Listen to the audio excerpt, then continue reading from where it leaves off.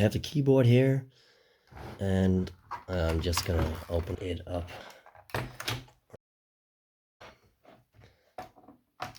It's just a few screws and a few hinges underneath. Now, what does it actually say? It's a Datacomp electronics code, made in Taiwan, model number DFK191AF01. Well, that doesn't say anything. Let's see if we can open it. And yes, it's just folding open like that. This has also never been cleaned before in its entire life. Ooh. Whoa, there's an actual chip on the board here.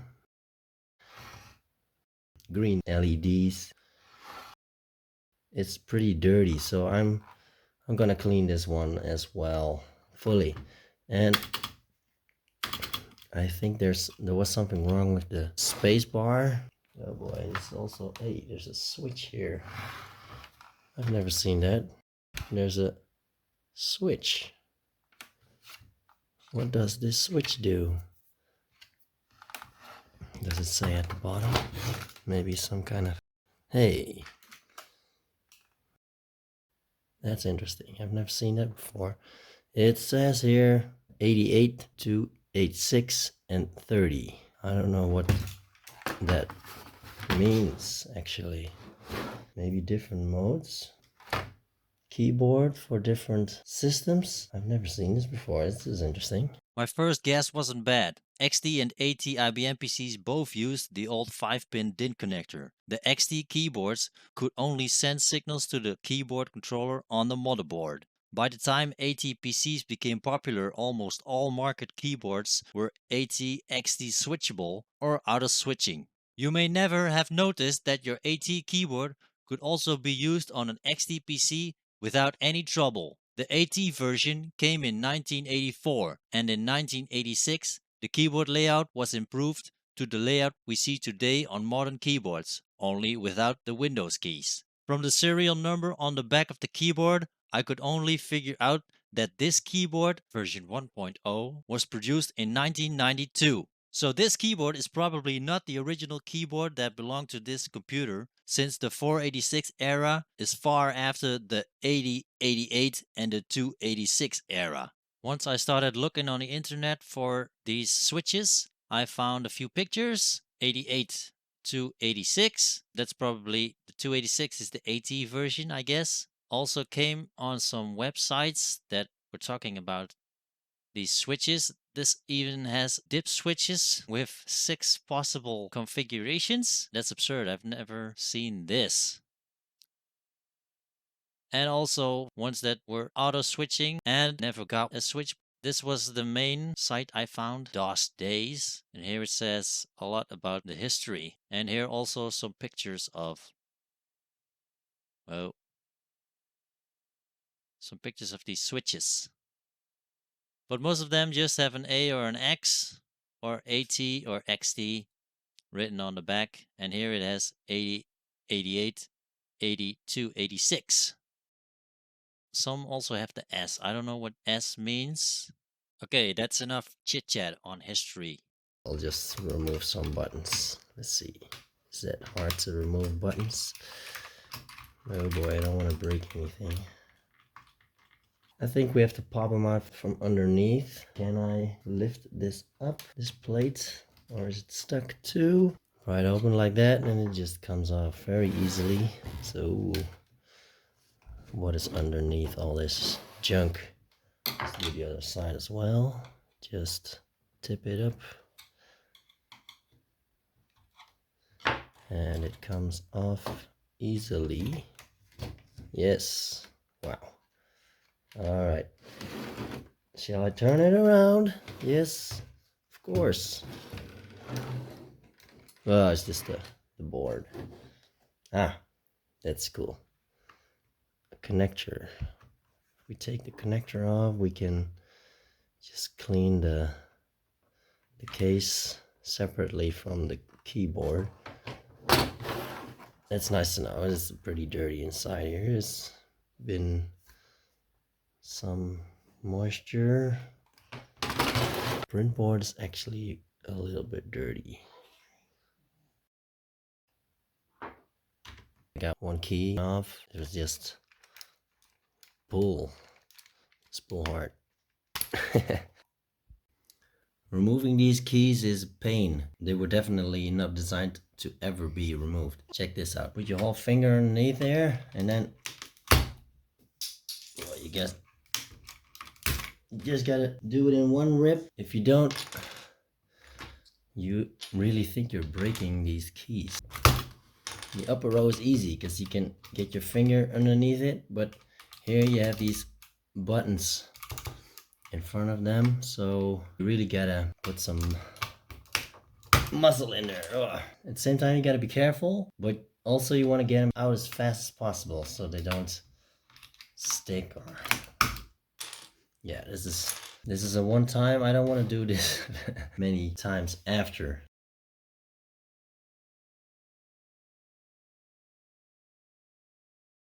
So here's the problem, the space bar, and this part is broken off. I think I did it myself while taking it off the keyboard. I'm gonna use some super glue and try to restore it. We'll see if that works and if the super glue is strong enough. First, I clean the keys with some soap and a toothbrush. I'm going to treat the first part of the keyboard and some parts of the front panel with Hydrogen peroxide. So it finally is a nice warm sunny day. A small bottle of this should be enough. Put this in with some water.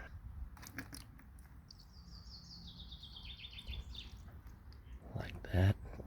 The problem with these buttons is that the bubbles get underneath the buttons and they tend to turn around and they don't color in the sun. I use the knife to hold down the keyboard. We'll see how it will look after this day. In the meantime, I removed a lot of dirt with some cotton swabs on the back of the keyboard. It was really dirty, very dirty in some parts. Last part I want to treat with hydrogen peroxide, the bottom of the keyboard. This is not that important. I gave most keys an extra treatment. The yellowness on the side has disappeared a little, but the studs or standards at the bottom of the keyboard, they look quite good. You can hardly see that they were yellow.